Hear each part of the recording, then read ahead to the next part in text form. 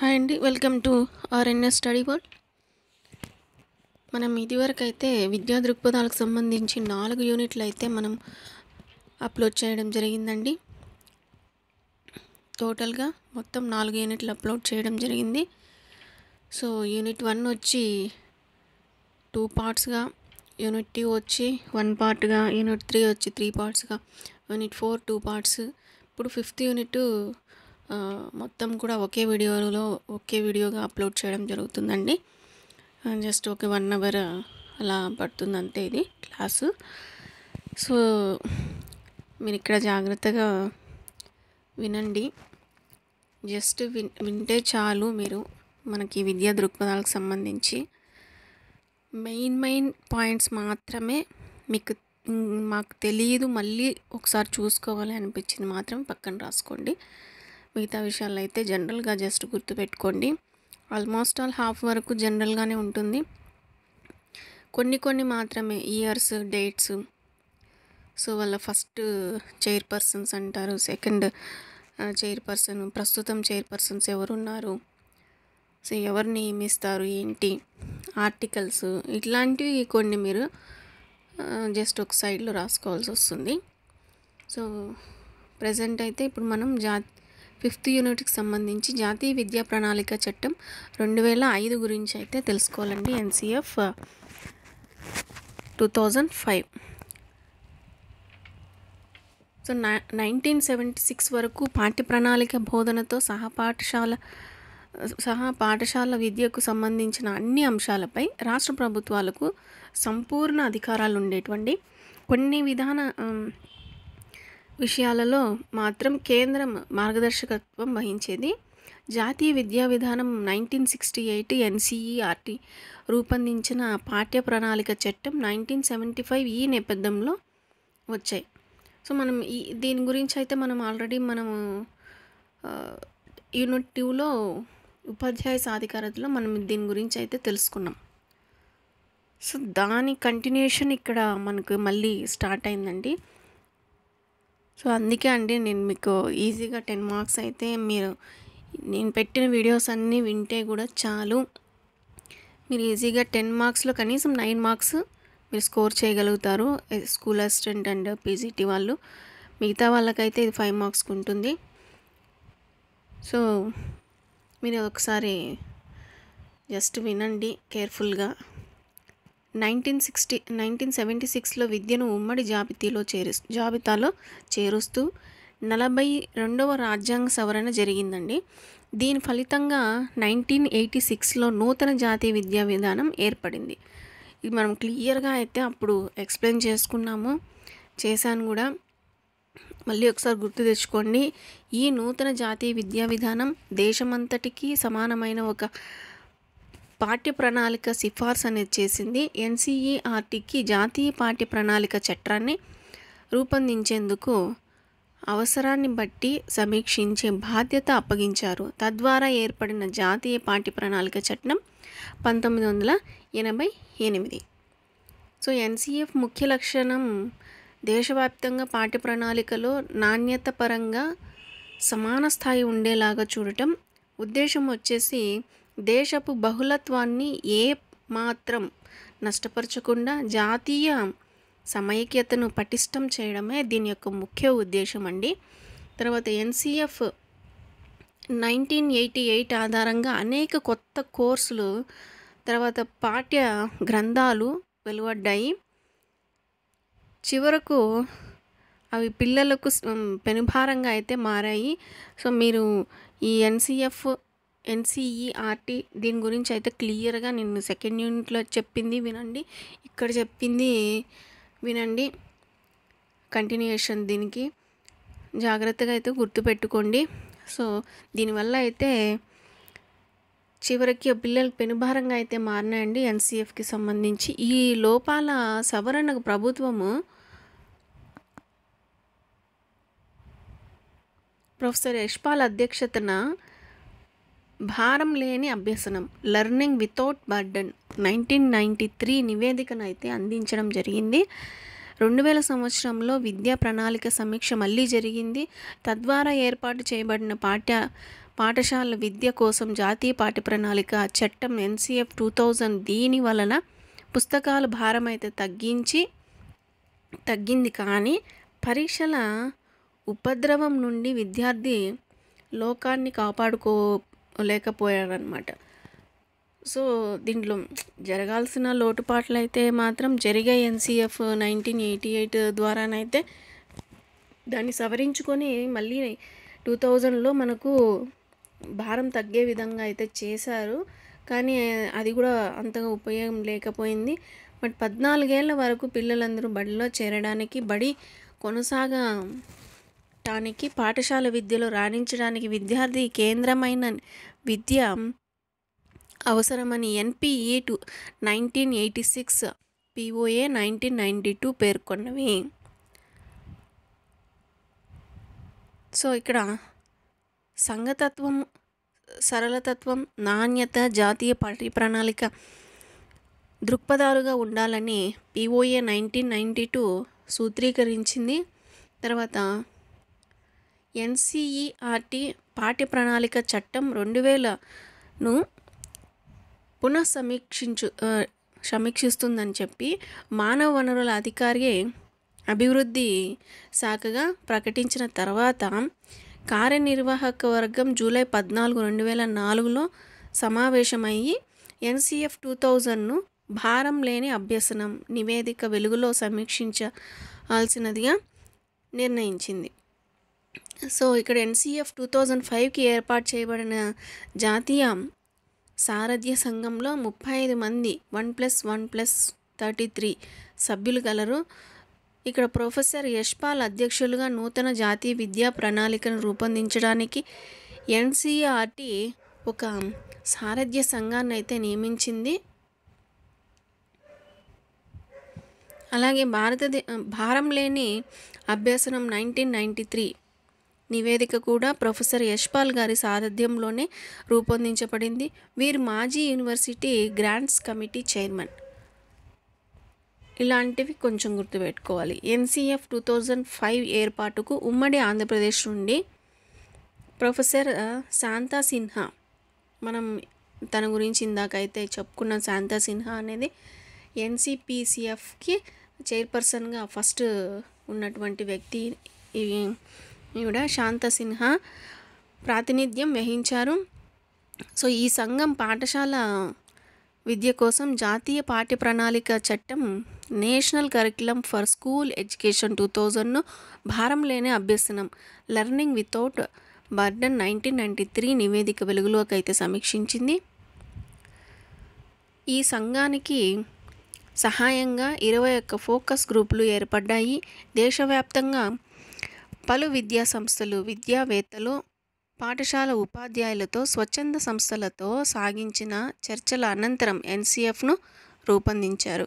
NCF 2005 ఏర్పాటుకు కారణమైన మనోవైజ్ఞానికవాదం, జ్ఞాన నిర్మాణాత్మకవాదం. దీని రూపకర్త రష్యన్ మనోవైజ్ఞానికవేత్త అయినటువంటి వైగోట్స్కీ. ఈయన గురించి అయితే మీరు సైకాలజీలో బాగా చదువుకుంటారు. వీరి ప్రకారం అభ్యసనం అనగా అనుభవాల ద్వారా జ్ఞాన నిర్మాణం. ఈ వాదం అభ్యసన ఫలితాలకు ప్రాముఖ్యతను ఇవ్వకుండా అభ్యసన జరిగే ప్రక్రియకు ప్రాధాన్యతను ఇస్తుంది.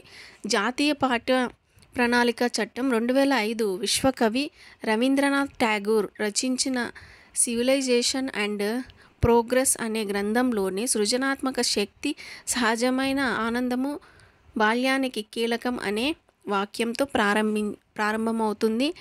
పిల్లలపై భారాన్ని, ఒత్తిడిని తగ్గించేందుకు జాతీయ పాఠ్య ప్రణాళిక చట్టం 4 మార్గదర్శక సూత్రాలను అయితే ప్రతిపాదించింది. ఆ 4 వచ్చేసి పాఠశాల వెలుపలి జీవితాలతో జ్ఞానాన్ని అనుసంధానించడం, తర్వాత కంఠస్థం మరియు బట్టి పద్ధతులను నిరుత్సాహపరచడం, పాఠ్య ప్రణాళికను పాఠ్యపుస్తకాల పరిధికి కుదించకుండా విస్తరించి సుసంపన్నం చేయడం, పరీక్షలను సరళీకరించి తరగతి గది జీవితంతో ఐక్యం చేయడం. జాతీయ విద్యా ప్రణాళిక చట్టం 2005లో 5 అధ్యాయాలు కలవు. జాతీయ విద్యా ప్రణాళిక దృక్పథం, అభ్యసనం, జ్ఞానం, పాఠశాల దశలు, పాఠశాల పాఠ్యాంశాలు, తర్వాత మూల్యాంకనం, పాఠశాల తరగతి గది వాతావరణం, తర్వాత సంస్థాగత సంస్కరణల క్రమబద్ధ సంస్కరణలు. సో ఇదండి మనకు స్టార్టింగ్ ఇంట్రడక్షన్. అయితే మనకు ఈ జాతీయ విద్యా ప్రణాళిక చట్టం 2005కు సంబంధించి మనకు 5 అంశాలు అయితే మనం ఇక్కడ డిస్కస్ చేసుకోవాల్సి వస్తుంది. ఫస్ట్ వన్ వచ్చి జాతీయ విద్యా ప్రణాళిక దృక్పథం పర్స్పెక్టివ్ గురించి మనం ఇక్కడ తెలుసుకోవాలి. జాతీయానికి సంబంధించినటువంటి విద్యా ప్రణాళిక బహుళత్వం గల మన సమాజంలో ఒక జాతీయ విద్యా వ్యవస్థను బలోపేతం చేయడం, అంటే అన్ని చోట్ల ఒకే విద్యను అనేది బలోపేతం చేయడం అనేది ఇక్కడ బహుళత్వం అనే పదాన్ని ఇక్కడ యూస్ చేశారు.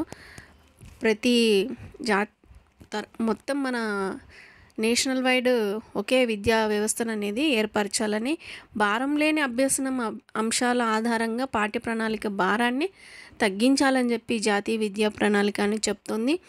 పాఠ్య ప్రణాళిక సంస్కరణలకు అనుకూలమైన వ్యవస్థాగత మార్పులు అనేటివి చేయాలని చెప్పింది. రాజ్యాంగంలో చెప్పుకున్న సామాజిక న్యాయం, సమానత్వం, లౌకికత్వం వంటి విలువల ఆధారం గల పాఠ్య ప్రణాళికను తయారు చేయాలంటోంది. అందరికీ నాణ్యతతో కూడినటువంటి విద్యను అందించే హామీ ఇవ్వాలని చెప్తోంది. తర్వాత ప్రజాస్వామిక పద్ధతులు, విలువలు, స్త్రీ పురుష సమానత్వం, ఎస్సీ ఎస్టీల సమస్యలు, వికలాంగుల అవసరాలు, ఆర్థిక రాజకీయ ప్రక్రియలో వీరు పాల్గొనే సామర్థ్యాలు గుర్తించి వాటికి నిబద్ధంగా ఉండే పౌరుల్ని తయారు చేయటమే ఈ జాతీయ విద్యా ప్రణాళిక దృక్పథం యొక్క లక్ష్యం అనేసి చెప్పొచ్చు. వివిధ పాఠశాల తర్వాత సమానత్వం, నాణ్యత, రాశి ప్రమాణం అనే 3 అంశాలు మన విద్యారంగంలో పొందనలేని త్రికోణం వంటివి అని శ్రీ జేపీ నాయక్ అభివర్ణించారండి. ఇది ఒకసారి చూసుకోండి బిట్. రాజ్యాంగంలోని 73-74 రాజ్యాంగ సవరణ వల్ల పిల్లల చదువుల్లో స్థానిక ప్రజలకు నిర్ణయాధికార భాగస్వామ్యం లభించింది. తర్వాత సెకండ్ టాపిక్ వచ్చేసి అభ్యసనం, జ్ఞానంకు సంబంధించిన అంశాలు, లెర్నింగ్ అండ్ నాలెడ్జ్. అభ్యాసకులు స్వేచ్ఛాయుత పరిస్థితులలో తమ జ్ఞానాన్ని తామే నిర్ణయించుకునేలా, తమ స్వార్థాన్ని తామే పెంపొందించుకునేలా, సామర్థ్యాన్ని తామే పెంపొందించుకునేలా అభ్యసన ప్రక్రియ అనేది ఉండాలని చెప్పి లెర్నింగ్ అండ్ నాలెడ్జ్ ద్వారా అయితే మనకి ఇక్కడ తెలుస్తుందండి. తర్వాత శిశు కేంద్ర విద్య అంటే పిల్లల అనుభవాలకు, వారి ఆవేదనలకు, వారి క్రియాశీల భాగస్వామ్యానికి పెద్దపీట వేయడం అండి. శైశవ దశ నుండి కౌమారం వరకు అభ్యాసకుల వికాసాన్ని దృష్టిలో ఉంచుకొని వికాస ప్రకార్యాలకు అనుగుణంగా పాఠ్య ప్రణాళిక అనేది రూపొందించాలని చెప్తున్నారు. తర్వాత పుస్తకాధార జ్ఞానంపై ఆధారపడనీయకుండా విద్యార్థి ప్రయోగాత్మక పద్ధతిలో క్రియాత్మకమైనటువంటి అభ్యసనం ద్వారా అభ్యసించేలాగా చూడాలి అని చెప్తున్నారు. అంతర్దృష్టితో కూడిన జ్ఞాన నిర్మాణం కోసం వివిధ సబ్జెక్టుల మధ్య గల జ్ఞానాన్ని అనుసంధానం చేయడం. సో మనకి ఇక్కడ క్రియాశీల పద్ధతి, ప్రయోగాత్మక పద్ధతి, అంతర్దృష్టి అనేది ఇవన్నీ కూడా మీకు సైకాలజీలో వచ్చినవి మళ్ళీ ఇక్కడ మీకు టచ్ అవుతాయండి. అక్కడ ఆ టాపిక్స్ వచ్చింటే మీకు ఇక్కడ ఇది ఫాస్ట్గా అనేది అర్థమవుతుంది. సో బోధనా పద్ధతుల విద్యార్థుల ఆలోచనలు, కుతూహలాన్ని, ప్రశ్నించడాన్ని ప్రేరేపించే విధంగా ఉండాలి. విషయ జ్ఞానంతో పాటు పరిశీలన, భాగస్వామ్యం, అన్వేషణ, విశ్లేషణ, విమర్శనాత్మక శక్తులను అభివృద్ధి చేయాలి. పాఠ్య ప్రణాళిక ఆచరణలో సామాజిక సాంస్కృతిక వాస్తవాలకైతే స్థానం అనేది కల్పించాలి. పాఠ్య గ్రంథాల రూపకల్పనలోను, బోధనలోను, వ్యూహాల్లోనూ స్థానిక జ్ఞానాన్ని, పిల్లల అనుభవాలను అవసరమైన అంశాలుగా స్వీకరించాలి. తర్వాత అభ్యసన సందర్భం వచ్చేసి అభ్యసనం పాఠశాల లోపల, బయట జరుగుతుంది. ఆ 2 క్షేత్రాలు ఒకదానికొకటి ఇచ్చి పుచ్చుకున్నప్పుడు మాత్రమే అభ్యసనం అనేది మనకిక్కడ సుసంపన్నమవుతుంది. పిల్లల గ్రహణ సామర్థ్యం ప్రధానంగా వారికున్న భాష ప్రసార సామర్థ్యం క్రియాత్మక అభ్యసన విధానంపై ఆధారపడి ఉంటుంది. ఉపాధ్యాయుని యొక్క బోధనా ఉద్దేశం జ్ఞాన నిర్మాణం అయితే ఇందులో పిల్లలు స్వయంగా పాల్గొంటూ జ్ఞానాన్ని నిర్మించుకునే క్రమంలో ఉపాధ్యాయుడు కూడా క్రియాశీల భాగస్వామి కావాలి. వాళ్ళతో పాటు ఉపాధ్యాయులు కూడా భాగస్వామి అనేది కావాలి. ఇది అభ్యసన సందర్భం అండి. ఇది సెకండ్ టాపిక్ మనకు కంప్లీట్ అయిపోయింది. థర్డ్ టాపిక్ చూడండి, పాఠశాల దశలు, పాఠ్యాంశాలు, మూల్యాంకనం. పూర్వ ప్రాథమిక విద్య అనేది 0 నుండి 8 సంవత్సరాల పిల్లలందరికీ అనుకూలంగా ఉండాలి. బోధన కృత్యాధార పద్ధతిలో ఉండాలి. పిల్లలకి ఏ వయసు వాళ్ళకి కృత్యాధార పద్ధతి ఉండాలి. 0 నుండి 8 సంవత్సరాల పిల్లలందరికీ కూడా అనుకూలంగా ఉండాలి. బోధన కృత్యాధార పద్ధతి ఉండాలి. ఇంటికి బడికి మధ్య వారధిగా ఉండాలన్నమాట. తర్వాత ఇక్కడ కార్యక్రమాలు పిల్లల సంపూర్ణ వికాసానికి తోడ్పడాలి. ప్రాథమిక విద్య జ్ఞాన అభివృద్ధిలో కీలకమైన దశ. నియత బోధన జరుగుతుంది. నిర్బంధ విద్య కొనసాగాలి. పిల్లల్లో భాషా సామర్థ్యం పెంపొందించటమే ప్రాథమిక పాఠశాల మొదటి లక్ష్యం. సెకండరీ విద్య ఈ దశలో పిల్లలు తార్కిక ఆలోచన కలిగి ఉంటాయి. తన గురించి అర్థం చేసుకోవటంతో పాటు సమాజ సంబంధాలు ఏర్పాటు చేసుకుంటారు. చాలామంది పిల్లలు ఈ దశలో పాఠశాల మూసివేసి ఉత్పాదక రంగంలో చేరిపోతారు. తర్వాత హయ్యర్ సెకండరీ విద్య చూడండి. ఈ 2 సంవత్సరాల దశలో విద్యార్థి హయ్యర్ సెకండరీ విద్యలో అతని అభిరుచులకు, అభిప్రాయాలకు, భవిష్యత్ అవసరాలకు తగిన కోర్సు ఎన్నుకునే అవకాశం అయితే ఇక్కడ హయ్యర్ సెకండరీ విద్యలో ఉంటుంది. ఎలిమెంటరీ ఒక సాధారణ విద్యాభ్యాసన విధానం కొరకు ప్రతిపాదించినటువంటి కరికులం. ప్రాథమిక స్థాయిలో ఒక భాష బోధించడం, మాతృభాష లేదా ప్రాంతీయ భాష. తర్వాత గణితం, పరిసరాల విజ్ఞానం. తర్వాత ఆరోగ్యకరమైన జీవన విధాన కళలు ప్రాథమికోన్నత స్థాయిలో. 3 భాషలు వచ్చేసి మాతృభాష, జాతీయ భాష, ఆంగ్లం. రెండోది గణితం. మూడోది భౌతిక జీవశాస్త్రాలు. 4వది సామాజిక శాస్త్రం. తర్వాత 5వది పని, అనుభవం, కళా విద్య, ఆరోగ్య, వ్యాయామ విద్య, యోగా, ఎన్సిసి మొదలైనటువంటివి ఇక్కడ ఇతర వాటి కిందకి వస్తాయన్నమాట, ఎక్స్ట్రా కరికులం కిందకి. సో ప్రాథమిక స్థాయి, ప్రాథమికోన్నత స్థాయిలో ఉన్నటువంటి మనకు సబ్జెక్ట్స్. భాష వచ్చేసి విద్యార్థి జ్ఞాన నిర్మూలనలో కీలకమైన విషయం అండి ఇది భాష అనేది. తర్వాత భాషాభ్యసనలో లక్ష్య సాధనకు సూత్రాలు అనేటివి కొన్ని ఉన్నాయి మనకు. పిల్లల మాతృభాష బోధన మాధ్యమంగా ఉండాలి. ప్రాంతీయ భాష మాతృభాష ఒకటి కాకపోతే మొదటి 2 సంవత్సరాలు మాతృభాషలోనే విద్యా బోధన కొనసాగాలి. ఇది కంపల్సరీ అనేసి అయితే చెప్తున్నారు. ప్రాథమిక స్థాయిలో ప్రాంతీయ భాష తప్పనిసరిగా సబ్జెక్టుగా ఉండాలి.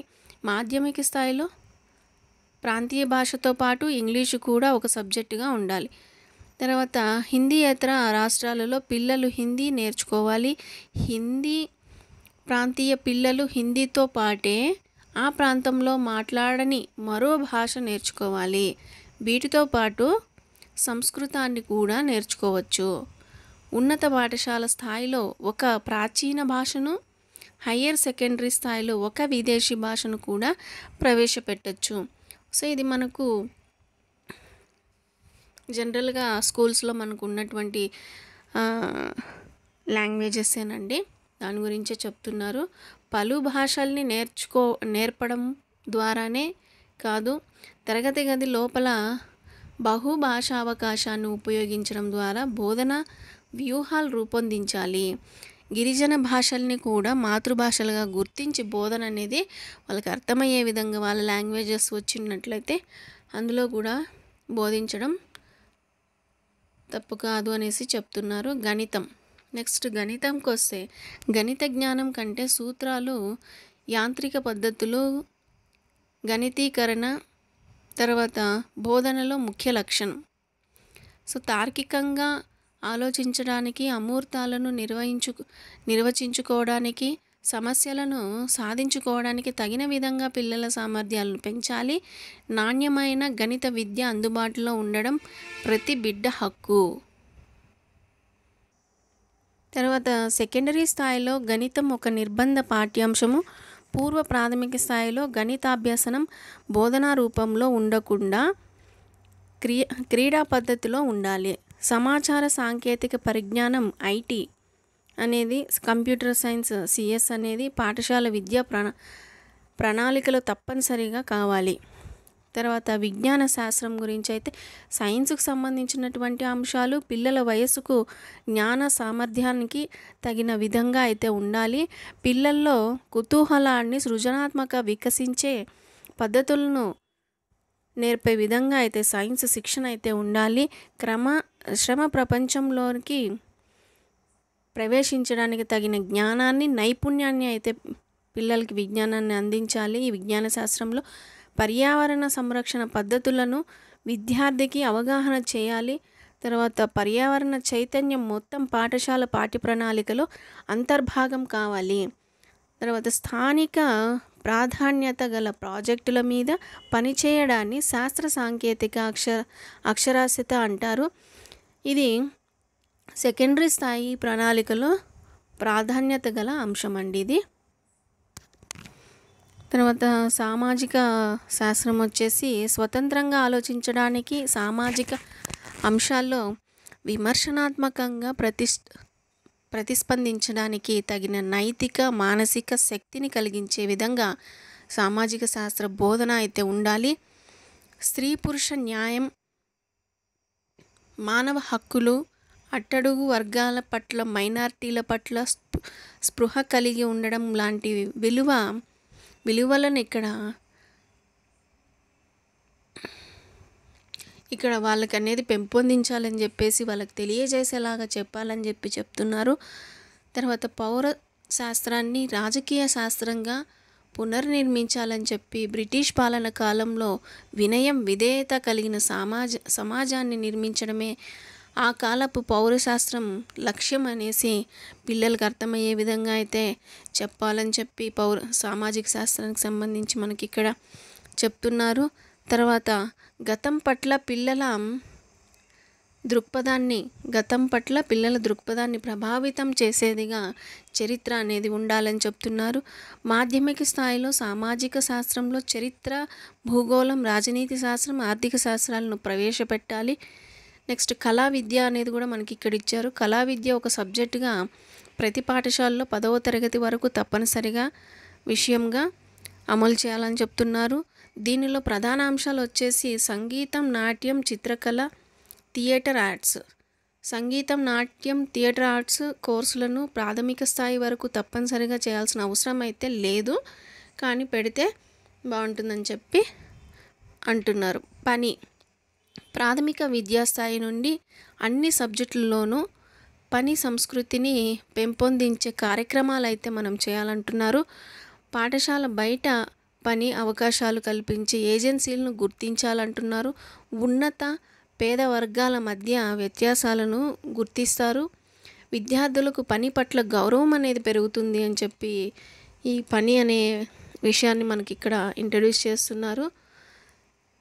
తర్వాత స్వీయ నియంత్రణ శక్తి అనేది పెరుగుతుందనేసి చెప్తున్నారు.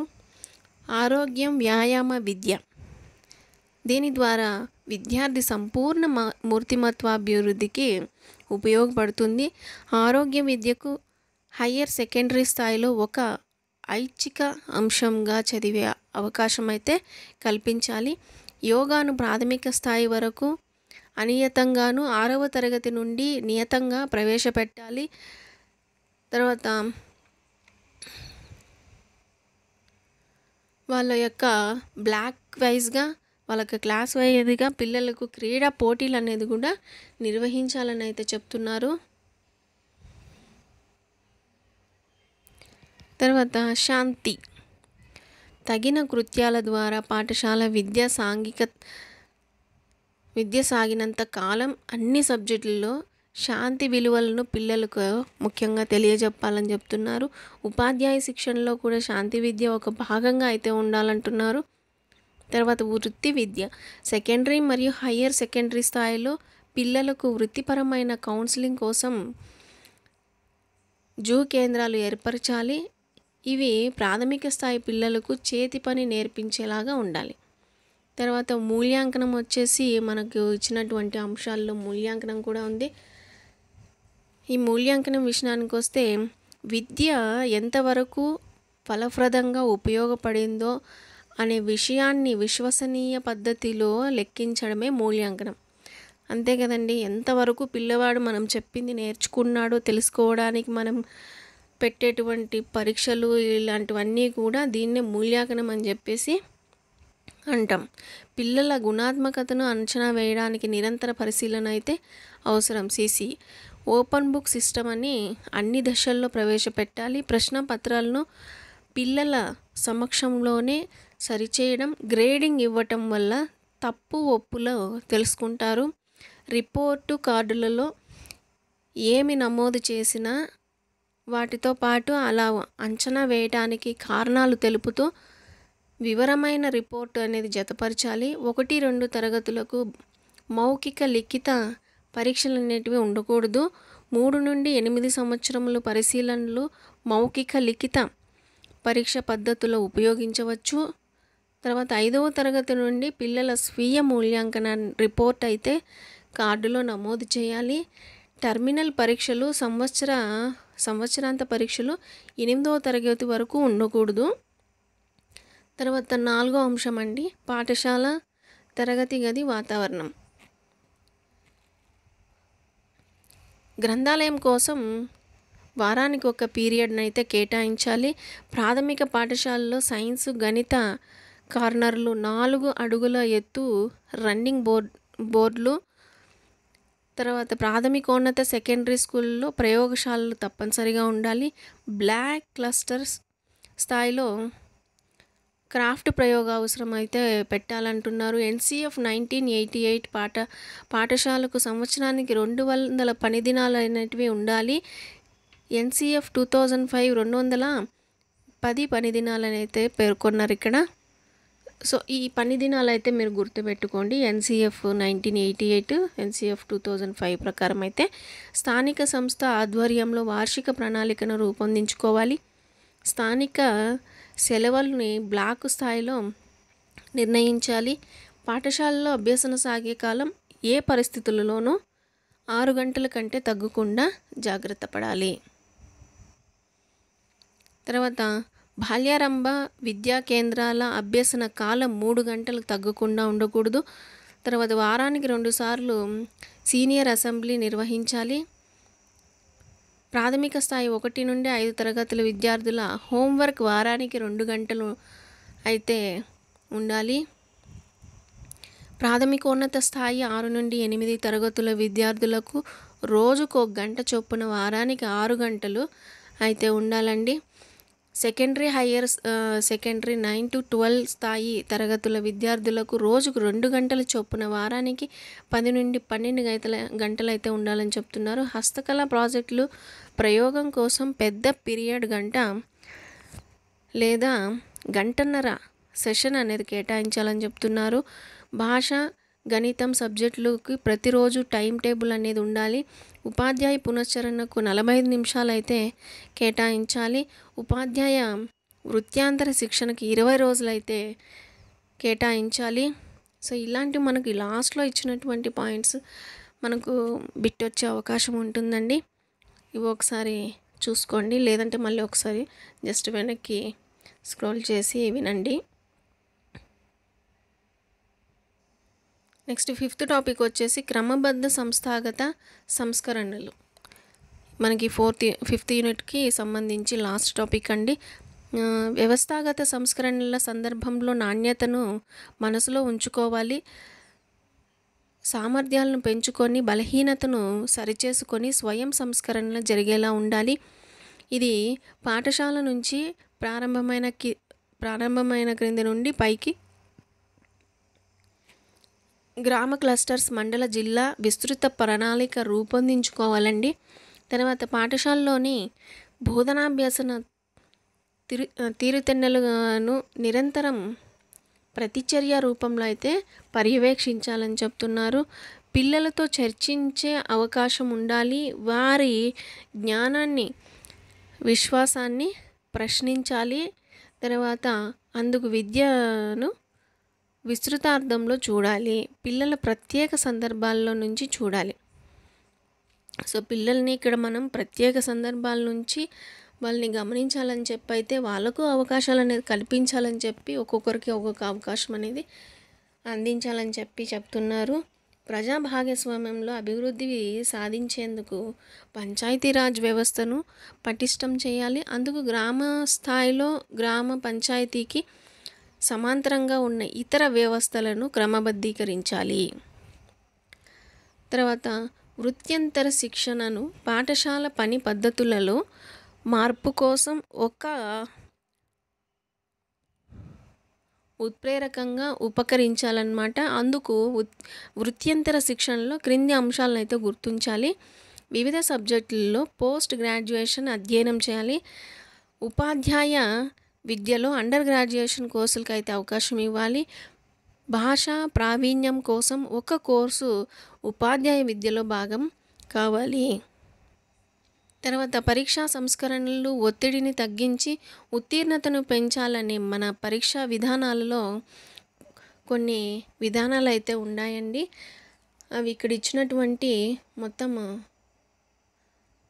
6 ఉన్నాయండి విధానాలు. సో ఇవన్నీ జనరలేనండి, జనరల్గానే ఉంటాయి. జస్ట్ ఒక్కసారి మీరు అది చూసుకుంటే కూడా సరిపోతుంది.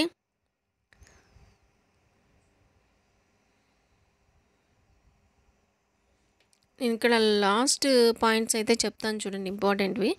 ప్రవేశ పరీక్షలను, బోర్డు పరీక్షలను ఎట్టి పరిస్థితుల్లోనూ 5, 8, 11 తరగతులకు జరపకూడదు. ఇది గుర్తుంచుకోండి. పరీక్షల్లో 25% నుంచి 40% వరకు లిఖిత సమాధాన ప్రశ్నలు, మిగిలినవి బహుళైచ్ఛిక సమాధాన ప్రశ్న ఉండాలి. తర్వాత పరీక్షకు హాజరయ్యే 90% మంది సమాధానాలు పూర్తి చేసే విధంగా ఉండాలి. ఆంధ్రప్రదేశ్ ఎస్సీఆర్టీ విద్యా ప్రణాళిక నిమిత్తము ఎన్సీఎఫ్ 2005 సవరించి ఏపీఎస్సీఎఫ్ 2011 అయితే ఏర్పరచుకునిందండి. సో ఈ సవరణలు అయితే మనకు మామూలుగానే మారుతూ వస్తూ ఉంటాయి. సో ఇదండి మనకు 5th యూనిట్కి సంబంధించి జాతీయ విద్యా ప్రణాళిక చట్టం 2005 అండి, ఎన్సీఎఫ్ 2005. సో ఈ వీడియో మీకు, ఈ ఇన్ఫర్మేషన్ మీకు నచ్చినట్లయితే, మీకు ఉపయోగకరమైనది అని అనిపించినట్లయితే లైక్ చేయండి, షేర్ చేయండి. ఇంతవరకు సబ్స్క్రైబ్ చేసుకొని వాళ్ళు సబ్స్క్రైబ్ చేసుకోండి. నెక్స్ట్ మనకి ఇందులో ఉన్నటువంటి విద్యా దృక్పథాలు అయిపోయిన తర్వాత, నెక్స్ట్ టాపిక్ అయిపోయిన తర్వాత నేను కొన్ని బిట్స్ అయితే ఇంపార్టెంట్ పదే పరీక్షల్లో వచ్చినటువంటి బిట్స్ కొన్ని నేను మీకు ఇక్కడ ఎక్స్ప్లెయిన్ చేస్తానండి. అవి ఒక 1 డే గ్యాప్ తీసుకొని అయితే చేస్తాను. కంపల్సరీ మీకు నోటిఫికేషన్ అయితే వస్తుంది. నోటిఫికేషన్ సింబల్ ఆన్ చేసి పెట్టుకోండి. వచ్చిన వెంటనే మీరు ఆ ప్రాక్టీస్ బిట్స్ ప్రాక్టీస్ చేసుకున్న, ఇవి విని ఆ బిట్స్ ప్రాక్టీస్ చేసుకుంటే కూడా సరిపోతుందండి. ఒక్కసారి వింటే చాలు. మీ చేతిలో ఎస్జిటి వాళ్ళకి, టీజీటీ వాళ్ళకి 5 మార్క్స్ చేతిలో ఉన్నట్లే, నెక్స్ట్ పీజీటీ వాళ్ళకి 10 మార్క్స్ చేతిలో అయితే ఉన్నట్టే. సో ఈ వీడియో మీకు నచ్చింది అనుకుంటున్నాను. Thank you.